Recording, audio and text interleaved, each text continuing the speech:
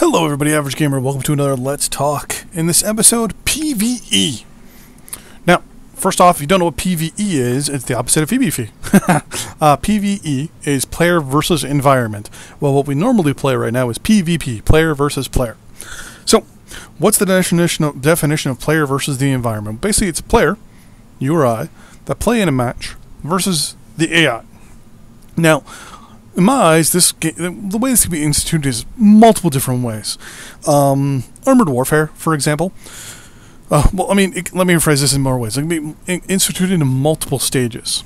My theory is stage 1 is just PvE missions. For example, armored warfare. Armored warfare has PvE co-op, where anywhere from 4 to 5 guys drop in armored personnel carriers, tanks, and artillery, and all that, and work towards an objective. 9 times out of 10, it's a capture objective or a defense objective. It's one or the other. But it's done on parts of each map. Basically, they take a map and cut it in half, lengthwise, widthwise, whatever, and you play on that portion of the map. That way, pretty much they can have 2 scenarios for every match. 4 scenarios for every map. Now, the maps in Mechwarrior Online are a lot smaller, so you can't really do that. But we have, 12 maps? So we can have 12 different missions. Times 2, right? So 24 missions. Attack and defend. You can also put in escort, a secure mode, different types of scenarios, right? And that's the way they could do it. The first one is a bunch of AIs in the game. It's a defense one. You have 3 different locations on, say, alpine peaks that you have to secure and protect, and then defend from waves of enemies. So, in this case, for example, you move to location A. Once you get to location A, within a certain amount, there's a trigger built into the game, and triggers and spawns a bunch of AI from random different locations, random different builds, or different max, sorry, and depending on the setting, so you can pick hard, easy, or medium. But then there's also different levels, right?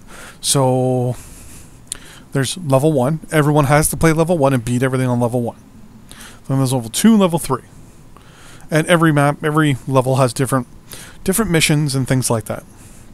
So to get back to, say, for example, the defend and capture mode, or the defend mode. So you're given a coordinate on the map. It'll be circled. It'll have some flares up or something, showing, hey, here's the location in blue smoke. We'll say, for example, in this circle here, you have to defend it for 2 minutes. On easy, you get a bunch of mediums, a couple of assaults, but their accuracy ain't the greatest. They're not the best. Spawns a bit, maybe a lance, maybe 2. They come at you. Their job is and the AI's job is to get into that area and stay there and wait. Just like the regular capture works now on Conquest. Except there's only one and a whole bunch of AI. That's all they want to do, is get in that spot and capture it. So they'll do that. And you have to kill them all and keep them from capturing it. Then you move on to a second location and a third location, and then you're done. Another one is a full frontal attack mode, where you're basically given the job of taking out a certain location. Now, with the new assault mode coming out, base assault mode coming out in the next month or 2, that'd be perfect, because there's already bases. So it could be as simple as attack this base. There's a bunch of AIs on the map. Their job is just to defend. Once you take it, there's a defense motive, where you have to defend it against at least maybe 1 wave of guys, or not even. It just spawns waves as time progresses in their version of defense. Depending on what level you're at, tier 1, tier 2, tier 3, easy, medium, or hard, decides what mechs get spawned, how good they are, and what their health is automatically when they drop, or even just how much damage you actually do. So say on hard, you do 100% of your damage, or even not as much damage, right? Or they don't do as much damage. On, say, easy and medium, they do 25 and 50% actual damage. Then at hard, they do 100% damage, right? And then obviously there'll be rewards associated with it. So that's the first way they can institute PvE. which is just a quick little, here's our maps. We have done already. We already have certain modes already kind of designed. So let's just put in AI components. You can almost kind of put them on rails to a point and be like, hey, you go from A to B pretty much, and that's your job, A to B. Now, at the beginning, obviously, that would be really boring. Once you beat them all, yeah, that would kind of get boring. But that would be just the way they could slide in PvE at the beginning. As new maps come out, new missions come out. As time progresses, you can do different types of missions as well, right? You can get the community to be like, hey, what kind of missions would you like to see? Escort? No problem. We have all these roads. Let's program one of the AI units to drive down a road. Simple as that, right? I say that, I'm not a programmer. That's that part.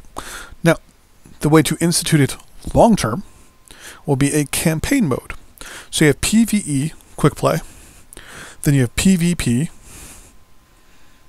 campaign. What happens is, you get a house. So that's why I have the faction play map up here. You pick a house. You sign a contract as a merc with any of the houses currently playing in faction warfare. Now, what you do affects faction warfare. So, for example, you sign with FRR, and they'll send you to a random, they'll just pick a random planet name pretty much, but, they'll just go, okay, no problem. So you're going to this planet right. I'll zoom the fuck in here. Is that 2 kid? No, it's wheel. Suck. Planets suck. Okay. Yeah, there we go, randomness.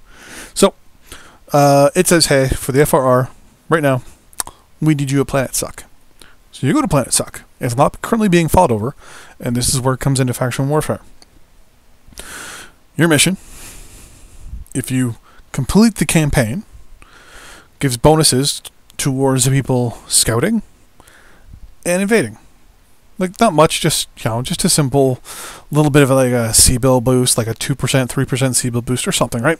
Something that doesn't affect them capturing it or getting the recon points or anything, but something that kind of gives them something. I don't know, maybe a C-bill boost, or I don't know, something. Or even it just takes 1 or 2 slots. Right? For if you take a campaign, if you finish a campaign on a planet, which could take a long time, and I mean, not every planet's gonna be fought over on the border, right? So it'll see, okay, well, there's 30 players playing right now in PvE.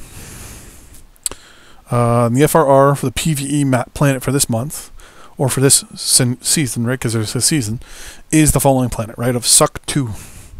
So whenever someone plays FRR, they automatically drop on Suck 2.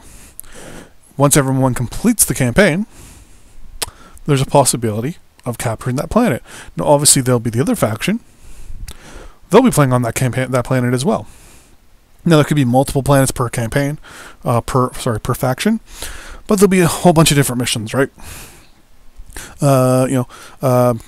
Recon, sniping, assassination map, missions, capture the mech missions. Maybe we can get some elemental armor finally, right? All that stuff where we can kind of do multiple different missions, and you're getting money and all that stuff, and you're helping a planet get captured in faction warfare. So you're kind of helping out faction warfare yourself, because you're playing just by yourself, right, against the AI, with a whole bunch of different missions. And since it's a seasonal thing, seasons I think are now 3 months, or even if they're not 3 months, say they're even 6 months. Yeah, okay, so for the 6 months, you're playing on a planet.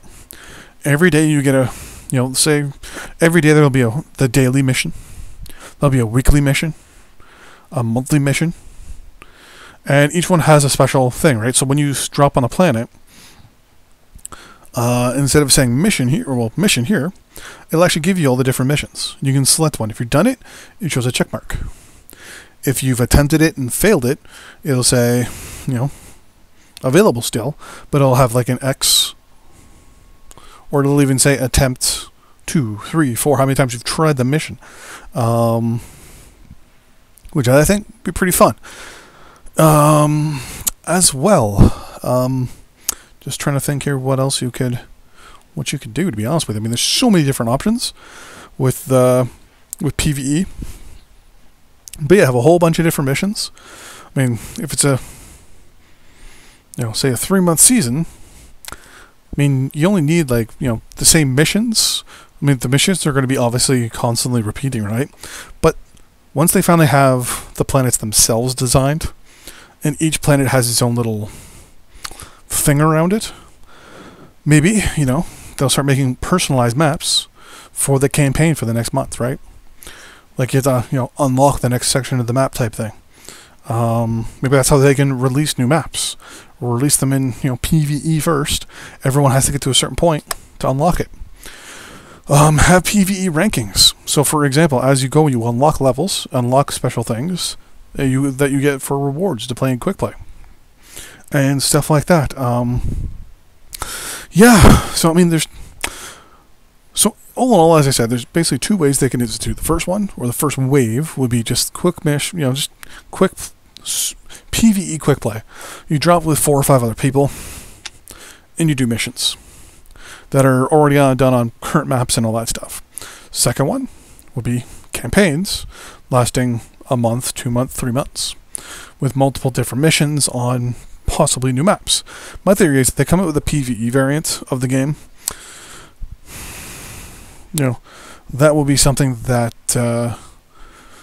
will probably need new maps, linear maps, obviously, because pretty much go from A to B type thing. Because the current maps don't really work in PvE. So they would be having to do all different maps, which means, theoretically, they'd have to have like 5 maps done every 3 months. So in this case, I'd probably say, you know what, that'd be a little too much. So if I zoom out here, have it set up so it has 1 map, say, for the FRR Kurita, and I'm going to get this wrong probably, so I'm going to pick the faction and